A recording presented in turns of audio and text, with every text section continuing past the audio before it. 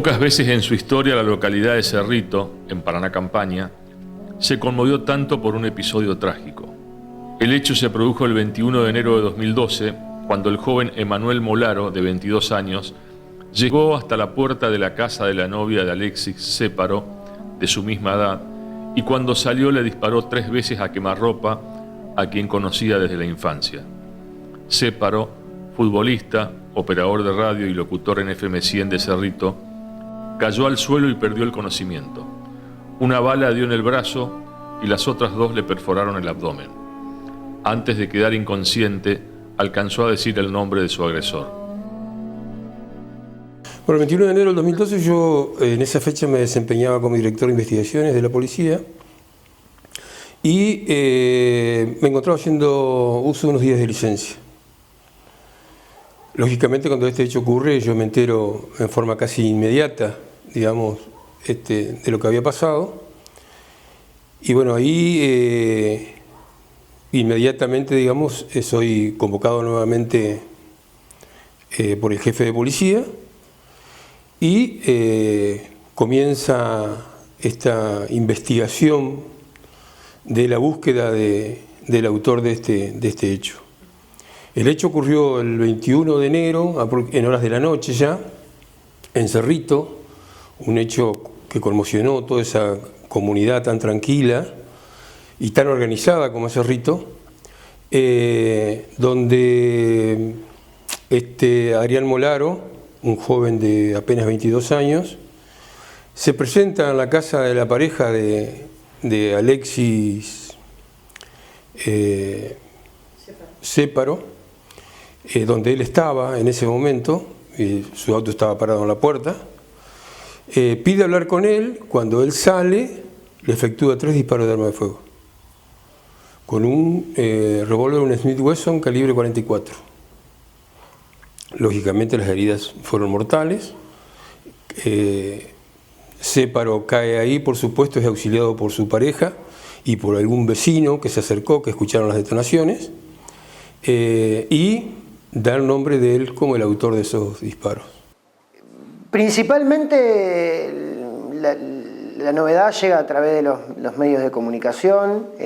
Fue un caso que llamó poderosamente la atención, producto de la juventud, tanto de la víctima como del victimario. En mi caso en particular, muy contemporáneo generacionalmente a las 2 personas involucradas, incluso con algún conocido que compartíamos grupos con quien terminó siendo la víctima del hecho, pero bueno, principalmente por la importante difusión que tuvo un crimen de estas características en una comunidad como la de Cerrito, con sus particularidades, con un pueblo conmocionado por quien... por un hecho con el cual no estaban acostumbrados a lidiar en su día a día. Básicamente fue a partir de eso. Después, posteriormente, me tocó la tarea de realizar la cobertura del juicio, un juicio que llamó mucho la atención, no solo de la gente del vecino de Cerrito, sino del vecino de la provincia de Entre Ríos. Nosotros generalmente nos pasamos todas las audiencias dentro de los salones de tribunales realizando las coberturas. Estamos en contacto con familiares tanto de la víctima como de los acusados, con los amigos. Podemos vivenciar día a día lo que está ocurriendo en un juicio y bueno, de algún modo eso nos hace inmiscuirnos de lleno en lo que es un crimen. Pero bueno, básicamente fue por ahí que llegamos al hecho. Molaro huyó de Cerrito a poco de concretar el hecho. En su auto, hallado en la localidad de La Paz, se encontraron 3 armas: un revólver calibre .357, uno calibre 44 y otro calibre 40, y un pasaje de colectivo a Corrientes. Al principio se pensó que era para despistar. El joven Séparo estuvo 4 días internado en terapia intensiva y falleció. Presentaba lesiones en pulmones y abdomen y tenía comprometidos varios órganos de su cuerpo. Fue operado y no logró esquivarle a la muerte. falleció una madrugada de enero. Todo Cerrito se enteró al instante vía mensajes de texto y el desfile por la sala velatoria municipal donde lo despidieron fue incesante. Todos los comercios cerraron en señal de luto. El pueblo hizo una marcha masiva pidiendo justicia y la urgente detención del asesino. En este caso, en primer lugar, me acuerdo que fue en enero, si mal no recuerdo fue el 21. Estábamos en la provincia de Entre Ríos, al menos en la ciudad de Paraná, en la jurisdicción Paraná, se encontraba vigente el antiguo sistema de enjuiciamiento penal, es decir, el sistema mixto, en donde la instrucción estaba a cargo de un juez y, posteriormente se hacía el debate oral. No como ahora que la investigación está a cargo del fiscal. Yo estaba de turno y por esas razones fue que intervine. Me comunican de Cerrito, me llama quien estaba a cargo de la comisaría de Cerrito, informándome del hecho en el cual una persona del sexo masculino había sido gravemente herida, producto de disparos de arma de fuego, y había sido trasladada al Hospital San Martín. Bueno, a raíz de eso dispuse las primeras medidas de rigor. En este caso se había identificado al autor del hecho, que se había dado a la fuga de manera inmediata en un automóvil.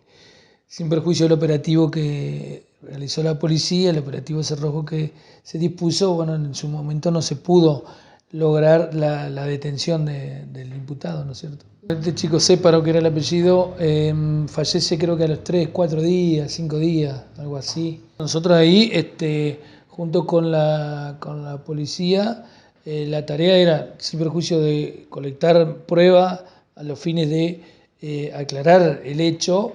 También, como dije en un principio, estaba sindicado ya el autor, el joven Molaro, y como estaba prófugo, yo dispuse que se investigara en qué lugar podría llegar a estar. Bueno, la policía, la verdad, con un excelente trabajo efectuaron, y logrando posteriormente en la provincia del Chaco la detención del joven. Ellos vienen acá por recomendación de alguien de Cerrito. Vienen a 2 días por ahí. Vienen y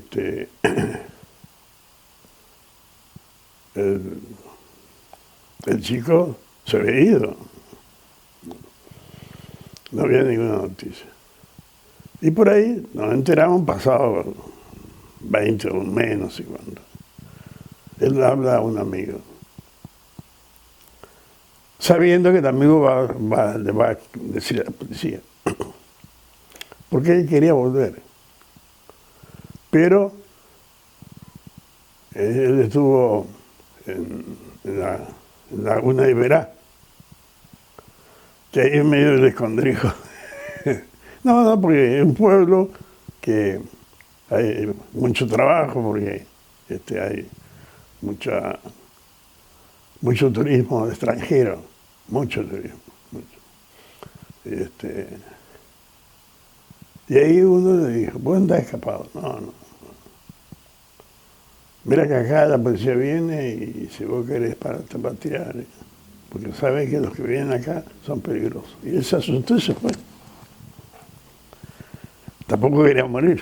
Entonces se fue al Chaco, de Corrientes se fue al Chaco. Y ahí, como tenía buena presencia, era bachiller, trabajo de campo, trabajo de albañilería, ¿sabes? Arreglaba luz, arreglaba todo. Se puso a trabajar en una pinturería. Y a los pocos días ya arregló cosas, hizo cosas que no hacía nadie. Bueno. Y él quería volver, pero tenía miedo que lo mataran. Para lo cual le dijo al amigo que estaba en Resistencia y estaba trabajando en tal lado. No le dijo el domicilio donde estaba. Estaba trabajando en una pinturería.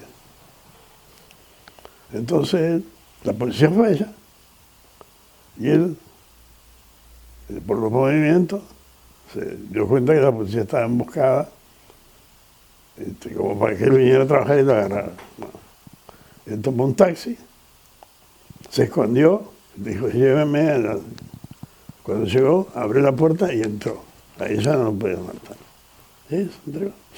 Lo que conmovió más del caso, no solamente, digamos, que me conmovió a mí, sino yo creo que a la sociedad, sobre todo, más que nada, a la localidad de Cerrito, que era una localidad muy tranquila, no había ocurrido ningún tipo de inconveniente, fue la manera en que ocurrió el caso. Fue un caso que, digamos, recuerdo que golpearon la puerta, abrieron y le disparó.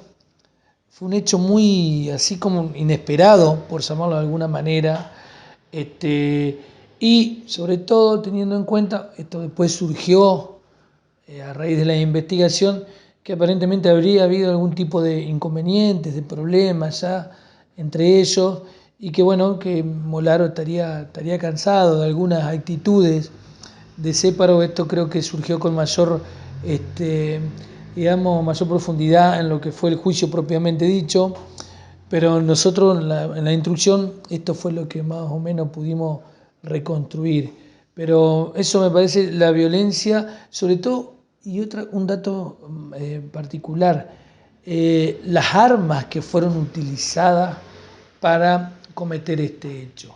Estamos hablando de armas de muy grueso calibre, yo no me acuerdo en este momento, pero eran armas de un poder vulnerante muy superior al común, incluso muy superior a 9 milímetros que usa la policía. Eran balas de punta hueca que eso provocan mayores daños, en este caso, bueno, en el cuerpo de la víctima. Y también otra cosa que uno lamenta, por supuesto, la vida humana, la pérdida de una vida humana siempre es lamentable, que se trataba de dos personas jóvenes. Tanto la víctima como el victimario eran dos personas muy jóvenes y han quedado destruidas dos familias a raíz de esto. Yo me enteré con él, ¿no? Porque lo que los padres sabían era que el chico muerto le hacía la vida imposible al hijo. Y me contaban que esa noche él fue a misa con los padres, como católicos, fue a misa, comieron, los tres, el sábado a la noche, él limpió, sacó el mantel, limpió todo y lavó los platos. Y después salió. Él no lo fue matando. Él siempre andaba con robo, con pistola, robo. Tenía autorización, tenía todo registrado, todo bien. Tenía muchas armas, tenía 8 o 10 armas. Un día antes habían tenido un problema donde el otro lo escupió. Y este quería terminar con ese problema. Lo esperó esa noche. Pero él salió muy rápido con la familia, no sé con quién, y no lo pudo parar. Esa noche en el club. Y el otro día fue. Y lo vio desde la calle. Estaba atrás de una ventana, y una ventana abierta. Eso se probó. Él bajó el auto, pasó delante de la ventana, porque diríamos así, esta es la calle, paró acá, vino acá está la ventana, pasó así y volvió acá, a un costado. Y ahí abrió el chico, el hijo de la novia. Y el hijo de la novia era el chico, pero contó que cuando el novio de mamá le pegó, él sacó la pistola. Eso evitó que le pusieran homicidio agravado por alevosía. Porque la alevosía es ir y pegarte un tiro de callado. La investigación policial llegó hasta Corrientes y logró determinar que Molaro había hecho dedo, luego había comprado otro boleto de colectivo con su nombre, que pasó la aduana de Clorinda también con su nombre y que se alojó en Asunción con su apellido. Molaro tenía orden de captura nacional e internacional y un total de 5 comisiones policiales lo estaban buscando en Entre Ríos, Santa Fe, Corrientes y Buenos Aires. Tras 20 días de búsqueda por el país y por Paraguay, una comisión de la policía entrerriana lo apresó en la calle. El joven no se opuso ni llevaba armas. Mantenía el mismo pelo semilargo y estaba bien prolijo aunque consternado, según revelaron las fuentes consultadas por esos días.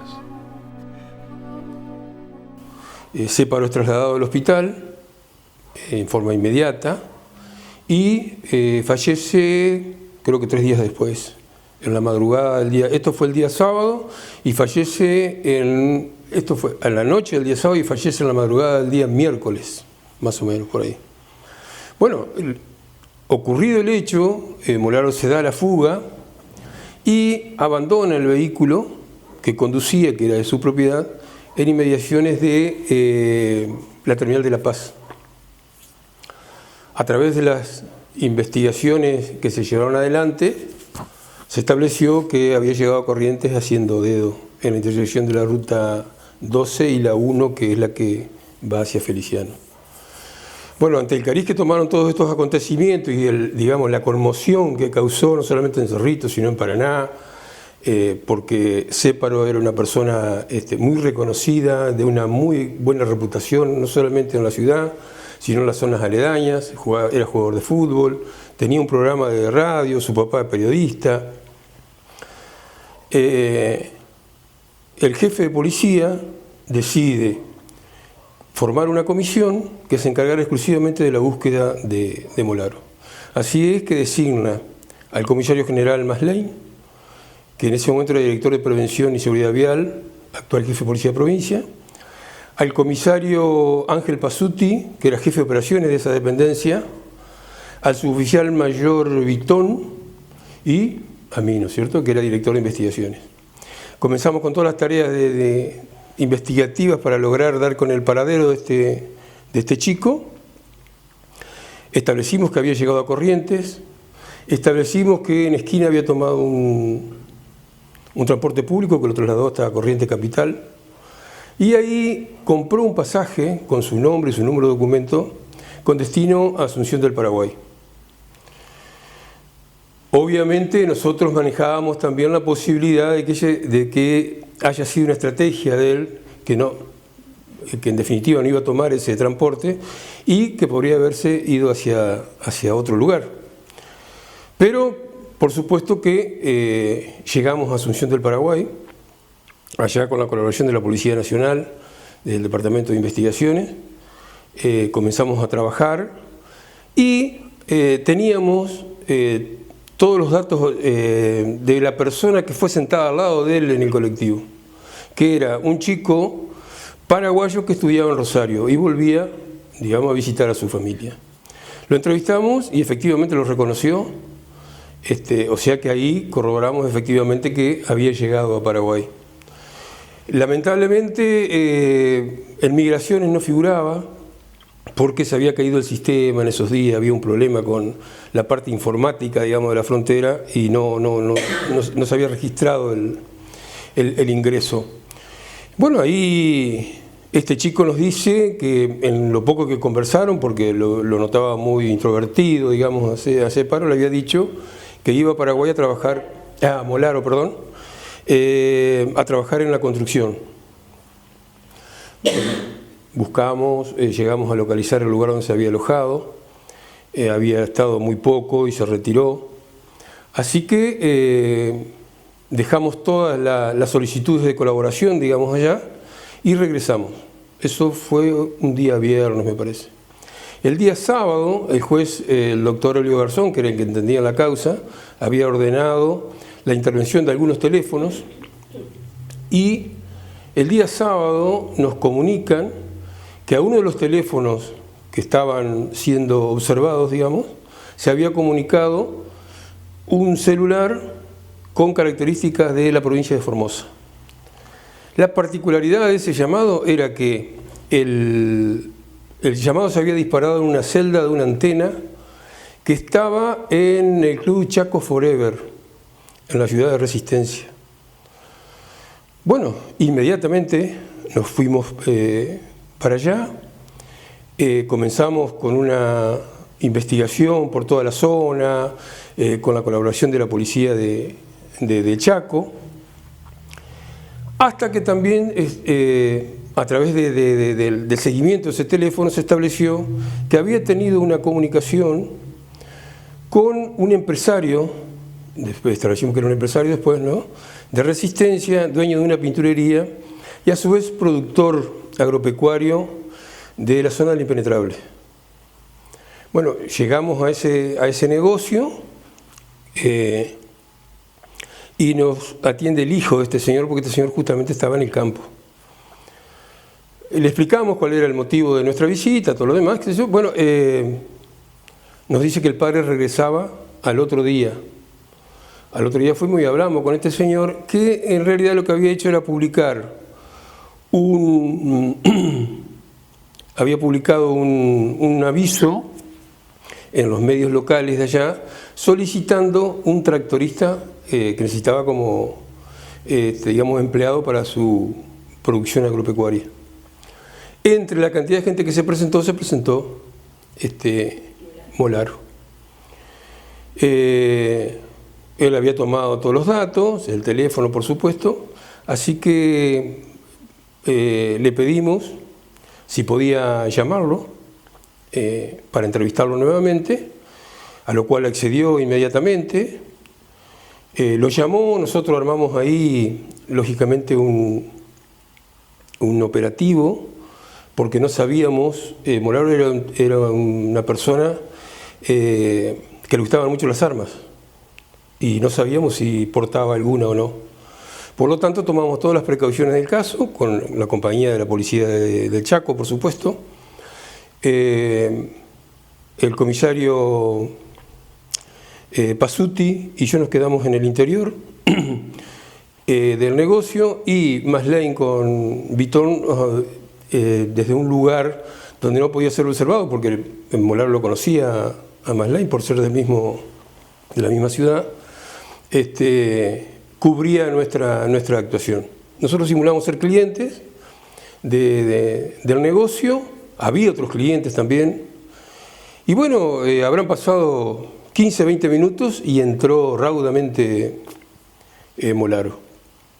El dueño del local estaba en una esquina, apartado prácticamente de la zona de donde estaba la mayor cantidad de público. Él se dirige directamente hacia ese lugar y bueno, ahí lo abordamos nosotros inmediatamente y se procedió a su detención. No ofreció ningún tipo de resistencia, inmediatamente lo esposamos y con la compañía de la policía del Chaco, por supuesto, lo trasladamos a la Dirección de Investigaciones, donde quedó alojado a disposición de un juez local. Él estuvo arrepentido siempre. Siempre. Era un chico con mucho sentido de culpa, de esa culpa cristiana, ¿viste? Esa culpa de que solamente Dios lo podía perdonar. Que era imperdonable lo que había hecho, por eso lo entrega, si no se hubiese ido. Él era un chico perturbado por 20 años de bullying. ¿De qué? Bullying. Desde que él nació, desde que él se acuerda ya del bullying. Desde escuela preescolar hasta el último año. Porque el chico, el muerto, era un chico, hijo rico, hijo del dueño del pueblo, porque con la comunicación era el dueño del pueblo, repitió años, cuarto año repitió. Entonces, la fiesta, el viaje de estudio a Bariloche, él lo hizo muy bien, sin ningún problema. Iban a ir y llegó el ONU, y por ahí ve que el ONU sube también ese tipo, que había repetido, ¿verdad? Pero que iba igual.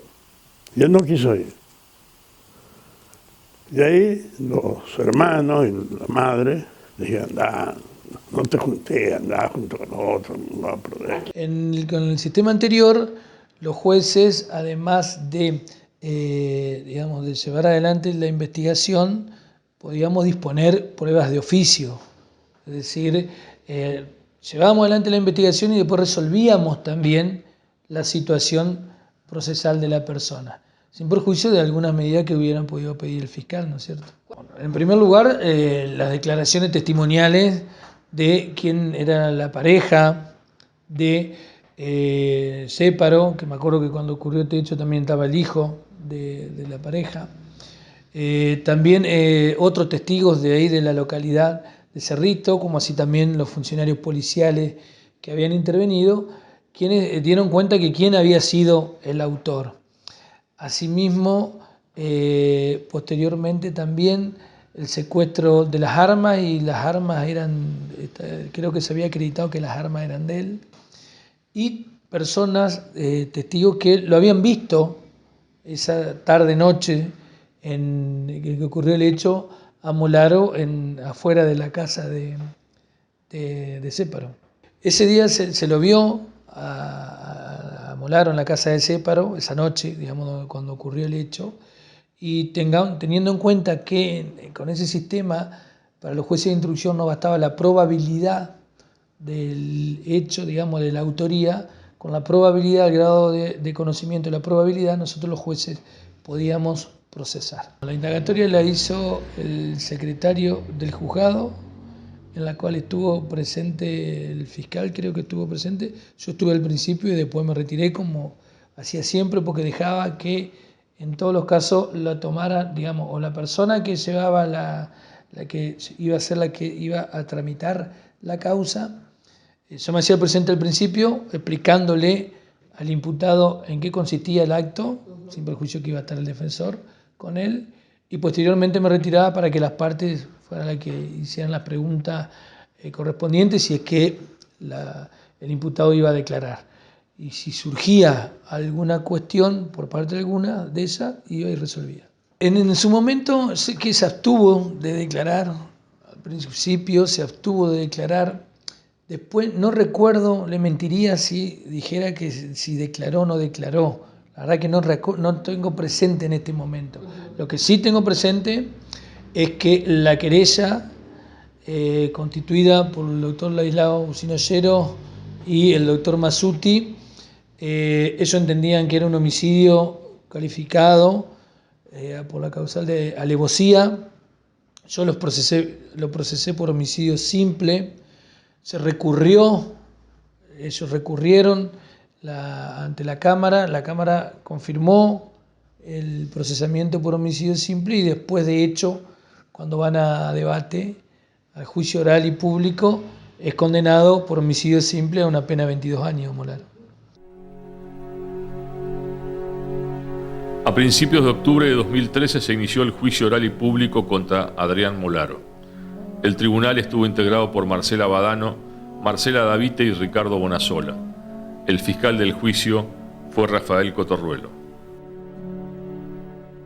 Siempre, ¿no? Las causas que llegan a juicio oral, todas impactan, todas son dramáticas porque son hechos graves, ¿no? El derecho penal se encarga de lo más grave y aquello que llega a juicio oral es especialmente grave, evidentemente. En esta causa lo impactante fue, más allá del dramatismo de la muerte, ¿no? Las circunstancias en que se produce, las dos personas que se ven involucradas, y sobre todo en lo personal, ¿no? A mí me impactó el acceso tan fácil a armas de fuego de importante calibre, de importante poder vulnerante, de parte de una persona, que yo creo que eso fue un elemento que lo desencadenó. ¿Cómo es posible que alguien pueda contar con semejante cantidad de armas y con un especial poder vulnerante, ¿no? En este caso se usaron no solo un arma de importante calibre, una calibre 45 creo que era, sino que eran balas especiales, balas de punta recortada, que inclusive en la guerra están prohibidas, son municiones prohibidas por los pactos internacionales, que son balas que al ingresar en el cuerpo producen un importante daño en el mismo, ¿no es cierto? La verdad eso fue lo que a uno más por lo menos en lo personal, más me impactó. Esa fue la estrategia defensiva, que fue absolutamente descartada por el tribunal, ¿no? Realmente yo descartaría de plano esa frase, ¿no?, de justicia por mano propia, no, de ninguna manera. Inclusive, a ver, no voy a cuestionar a la defensa, que de eso, la defensa efectivamente cumple con su rol y trata de obtener una sentencia que lo favorezca en mayor medida, ¿no?, a su defendido, a su representado. Que en este caso, más allá de los esfuerzos, creo que de ninguna manera fue así. Se planteó la existencia de una personalidad determinada en la víctima, en Céparo, que lo acosaba, lo perseguía a Molaro, que esto ocurrió, que inclusive en la escuela secundaria se fijó, que estamos hablando a más de 5 años de haber terminado la secundaria, el hecho de más de 7 de ocurrido el mismo, ¿no es cierto?, estos supuestos hechos. En donde también se probó que inclusive no tenían ni relación más que de conocerse por ser un lugar pequeño en el que vivían nada más, no había ningún vínculo ya entre los dos prácticamente. De hecho, esta fue una frase muy espontánea de la propia víctima antes de morir, porque él estaba a solas con un pequeño ahí cuando ocurre el hecho, que llega quien era su pareja, y preguntando a los gritos quién había sido, él dice: el hermano del que me vendió el auto, o sea, ni se acordaba el nombre de esta persona, ¿no? Esto habla a las claras de que no había un vínculo inmediato, de odio, de resentimiento, algo que mínimamente desencadene el accionar de Molaro, ¿no es cierto? Evidentemente nunca sabremos qué pasó por la cabeza de esta persona, pero está claro que fue peritado, se estableció que estaba en sus cabales, que comprendía la criminalidad de sus acciones. De hecho, por eso es que fue enjuiciado y condenado, ¿no es cierto? Pero creo que en lo personal pasó más por la cabeza de esta persona toda esa construcción que desencadenó en este sorpresivo hecho que por acciones que pudo haber realizado la víctima, ¿no es cierto? El crimen prácticamente tuvo su resolución casi desde el principio. Es decir, casi en ningún momento hubo dudas respecto a la responsabilidad de Adrián Molaro en el crimen de Alexis Céparo. Recordemos que en el juicio quedó en claro todo el periplo de Molaro posterior al crimen, que estuvo prófugo, que logró salir del país hacia Paraguay desde Chaco, pero después retornó a la provincia de Corrientes. Eso generó serias dificultades en los investigadores y en los policías para dar con el paradero. Recordemos que Alexis Céparo recibe los balazos, pero muere posteriormente, no muere en el instante. Durante el juicio quedó demostrado que Molaro fue el responsable, incluso el propio Molaro reconoce el hecho, lo que formó eje central del debate oral y público tuvo que ver con lo que Molaro señaló como se autopercibió como víctima constante de acosos, de agresiones, de distintos hechos de violencia, de lo que hoy popularmente se conoce como bullying por parte de Céparo, principalmente de Céparo y de su grupo de amigos. Recordemos que Molaro fue a la primaria con Céparo, que hizo parte de la secundaria con Céparo, y lo que Molaro, sus familiares y un amigo en particular relataron durante el juicio fue que Adrián siempre fue víctima de bullying por parte de Céparo. Hay que contextualizar.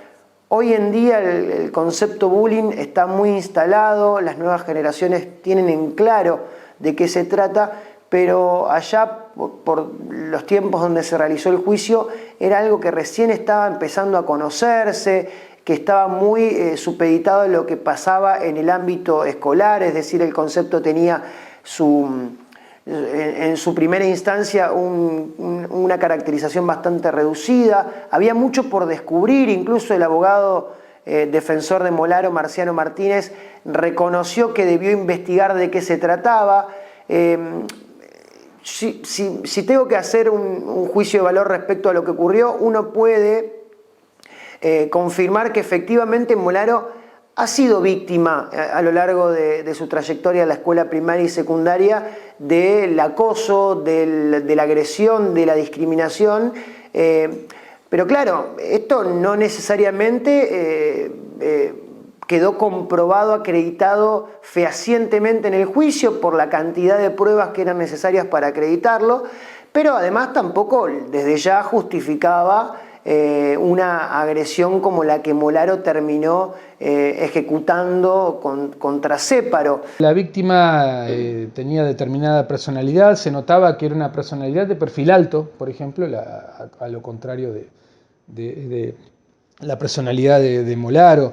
Pero yo no quiero, sé que digamos que la comunidad es como que intentó tomar partido, ¿no? Pero de ninguna manera se puede intentar, pero ni de cerca justificar lo que ocurrió, por más que, vamos a suponer, no lo puedo afirmar porque no me consta. De hecho, nadie que declaró, estamos hablando, declaró inclusive maestra de jardín de infantes del chico, o sea, nos remontamos décadas atrás del hecho para intentar explorar, investigar cómo había sido la personalidad de la víctima, no del imputado. Y eso, por supuesto, haciendo lugar al ejercicio del derecho de defensa que tenía el imputado a través de su estrategia defensiva. Y se comprobó que era una persona con determinado carácter, que podía ser querido u odiado en el pueblo, como muchos de nosotros podemos transitar la niñez, la adolescencia. Pero de ninguna manera no estamos, pero ni cerca de justificar esta ni una acción menor, ni siquiera una agresión física, ¿no? Se habló inclusive de acosos de características, sexuales, en determinados hechos de cargadas entre adolescentes, que inclusive se trajo a gente que declaró sobre situaciones que pasaron hacía 8 o 9 años y que las descartaron totalmente de plano. Es decir, que esa situación por lo menos quedó claro en el juicio que de ninguna manera fue así. Esto, reitero, más allá de cómo la gente lo puede tomar, son hechos muy resonantes que realmente en una comunidad pequeña resuenan y conmueven y todos de alguna manera opinan y toman partido, ¿no es cierto? Pero creo que en lo personal no se puede tomar partido por esto. Ocurrió una muerte de una manera espantosa y esto sería muy peligroso y un mal mensaje hasta el hecho de asumir que se puede tomar partido, ¿no? en este tipo de sucesos. De hecho, esto mismo dijo el tribunal que terminó disponiendo de la condena a 22 años.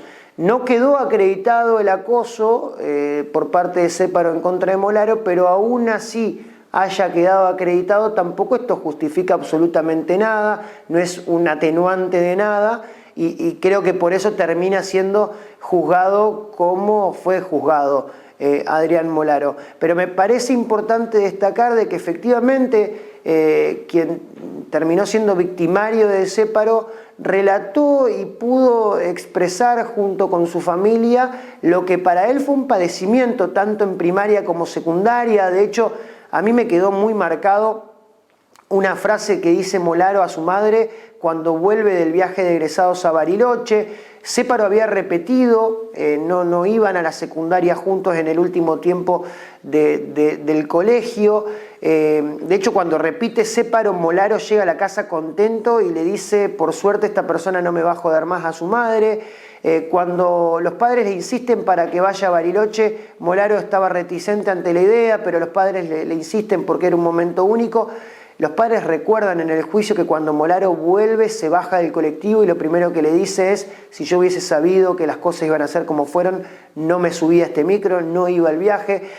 Insisto, por más que el tribunal haya dicho que no quedó acreditado el acoso, en los rasgos, en la expresión, en el testimonio, en la conducta del propio Molaro, quedó claro que ha sido víctima de bullying, pero bueno, esto no justifica lo que ocurrió posteriormente después.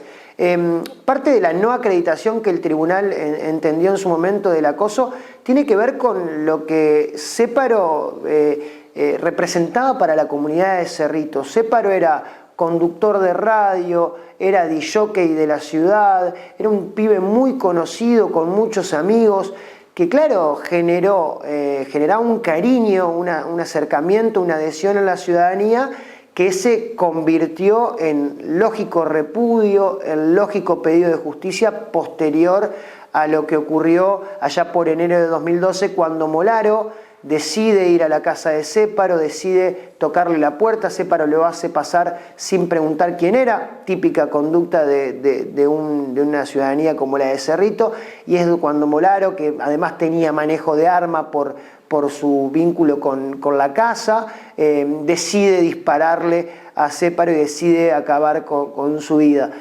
Un hecho que tuvo características importantes para analizar otras cuestiones como la del bullying y demás, pero que claramente no corre de vista lo más importante, que es este crimen que causó tanto dolor y tanta angustia en la comunidad de Cerrito. Durante el proceso, el acusado siempre argumentó que venía sufriendo un hostigamiento y acoso permanente de parte de la víctima desde que era un niño. Recordó que ese día de enero no tenía la intención de matar a su compañero, sino de dialogar con él, por lo que fue a la casa de su novia, pero que cuando éste lo vio comenzó a insultarlo sin ningún motivo. Pero no hubo elementos concretos en el juicio que pudieran defenderlo ante su reacción violenta y asesina. Él termina siendo condenado por la figura del homicidio simple. Existe el homicidio agravado por especiales circunstancias. En el caso puntual personalmente lo acusé en una primera instancia por la figura del homicidio calificado, por alevosía, por la manera en que yo entendí que terminó con la vida de la víctima, ¿no? Por el medio empleado, la sorpresa del ataque. Es decir, en una frase que describe esta agravante, que obró, a mi entender, a traición y sobreseguro. Es decir, de la forma sorpresiva en que obró se aseguró el resultado de muerte. Inclusive yo entendí, hubo 3 disparos, 2 disparos inmediatos, uno más alejado en el tiempo, cuando la persona ya estaba en el suelo y de espaldas. Es decir, prácticamente ahí fue rematado, fue fusilado Céparo. Subsidiariamente acusé por la figura del homicidio simple, porque siempre no son figuras sencillas de probar desde el punto de vista subjetivo del ánimo del autor. ¿Por qué? Porque el homicidio agravado por alevosía no solo requiere la circunstancia objetiva de que se dé el estado de indefensión de la víctima, sino también que el sujeto, el que actúa, obre sirviéndose, valiéndose de esa circunstancia, ¿no? Yo entendí que se daban, el tribunal entendió que no descartó esa posibilidad, pero entendió que no tenía la certeza necesaria como para condenar por esa figura. Por eso es que optó, el tribunal condenó por un homicidio simple, que tiene una escala penal muy amplia, va desde los 8 a los 25 años, y seleccionó una pena realmente alta de 22 años, que es la que también yo en definitiva justifiqué en su momento, ¿no? En el caso de esa acusación supletoria. Había mucha agresión por parte de la familia contra la familia de Moldaro, mucha agresión. Y había una chiquilina que sufrió mucho, que tenía 15 años. Esa chica era víctima de insultos de todos los lugares donde ella iba, que tenía 15 años. Los demás eran varones. Esa chica vivía muy agresiva, conmigo también. Conmigo también. Hay una gente, y eso lo comprende, no acepta la muerte del hijo. Obviamente que también se tiene en cuenta la inexistencia de antecedentes, pero en este caso lo que realmente tuvo en cuenta el tribunal, que tomó mi argumentación, es que si bien no se dio la agravante de la alevosía y la figura quedó en la básica del homicidio simple, digamos que el hecho por sus características estuvo al borde de esa figura que prevé la pena de prisión perpetua. Por eso es que, sobre todo en la gravedad del hecho, es lo que suscitó elevar la pena, ¿no? La condena. La actitud posterior al hecho, el tribunal inclusive la valoró para demostrar su intención homicida, es decir, como que tenía preparado alejarse del lugar. Porque hubo un intento de explicación defensista, de que él simplemente fue a pedir explicaciones a la casa de Céparo, de por qué era perseguido, acosado por él, simplemente para dialogar, para que esto termine. Lo cual el tribunal no lo creyó, personalmente yo tampoco lo creí, porque se bajó fuertemente armado, tal como fue reconstruido, y terminó en definitiva con la vida de Céparo. Pero en función de eso también es que este tema de la huida de él, de mantenerse varios días en la clandestinidad, estuvo inclusive en el Paraguay, luego regresó a Corrientes, es lo que el tribunal también tomó como parte del iter crímenes, que demostraba que hubo una premeditación, una preparación, y que la idea era concurrir al lugar para darle muerte. Inclusive recuerdo ahora, otra cosa que conmovió mucho a la comunidad era eso, ¿no? que el autor había desaparecido por muchos días y se lo buscó, y eso también generó ¿no? esa conmoción. Yo estoy a lo que me contó él, porque otro no estuvo, él lo hizo solo todo. No. Nunca ni a sus amigos le dijo. No. Para mí fue inesperado. Él fue a buscar no amistad, pero a buscar una convivencia pacífica. Y se encontró con eso. Porque no lo dice él, lo dice el chico. El chico en la policía, jugaba, no fue, pero antes se incorporaba lo que se decía en la policía. La policía dijo que él se adelantó al padre. Se adelantó al padre. No al padre, sino al novio de la madre. Abrió él la puerta y apareció la persona. Y ahí le pega. ¿Qué mierda está haciendo acá? Y él se agarra. Como es chiquito, él ve. Como es bajito. Eso evitó la grabación del delito diciendo que alevosía vino como lo van a matarlo. Podría haberlo hecho, ¿no? Lo podría haber hecho por la ventana. Yo vengo a matar a un tipo, veo que está ahí sentado y yo lo veo por la ventana, Y tiró 3 tiros. Y el chico no murió por los balazos, murió por una sepsis del hospital. Podría haber muerto, digo yo, no sé, pero él murió por sepsis. Podría haber puesto que hubo tentativa de homicidio, porque lo que él hizo no fue la causa de la muerte. Además, la sepsis lo puede agarrar un tipo que está con sarampión. No viene sepsis como consecuencia de los balazos, viene como consecuencia de que está en el hospital.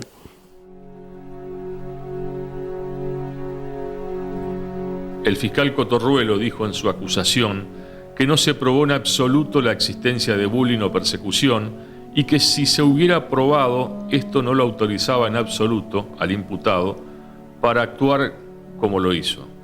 Se planteó una historia de persecución y hostigamiento de casi 2 décadas, porque en su momento el imputado habló que desde el jardín de infantes esta persona lo perseguía, pero no pudo acercar testigos concretos que describieran o ilustren esta conducta observada por quien fue su víctima, agregó el fiscal. También dijo que un chico de 9 años que presenció el crimen negó que hubiera existido algún diálogo y aseguró que Molaro fue directamente a matar.